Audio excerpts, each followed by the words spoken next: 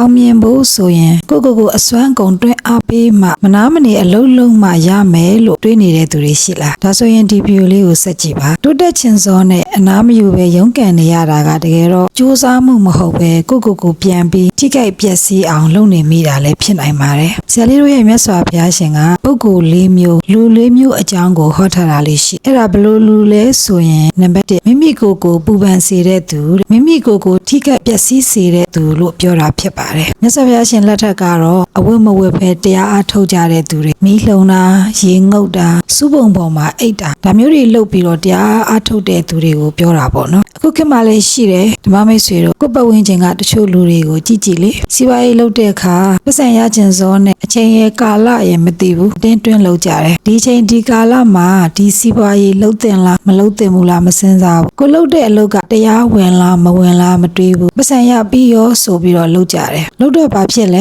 ဖန်ခံရတယ်ဒါကိုပူပန်စေတာထိခိုက်ပျက်စီးစေတာပဲဖြစ်တယ်နောက်နိုင်ငံခြားတွေမှာအလုပ်လုပ်နေကြတဲ့သူတွေဆိုလဲကြည့်လိုက်ပါရသမျှပတ်စံလေးအကုန်မိသားစုစီပြန်ပို့နိုင်အောင်ဆိုပြီးတော့ကိုမစားရမတော့ရမမကြောက်လေးလိုကျုပ်ပြုတ်လေးလိုနဲ့ချွေတာစားတော့ပြီးတော့ပတ်စံတွေစုဆောင်းကြတော့ဘာဖြစ်လဲကျမရေးတွေထိခိုက်ပြီးတော့ယောဂတွေရနောက်ဆေးပြန်ကုလိုက်ရတော့ရှာထားသမျှအလကားဖြစ်ဒါကို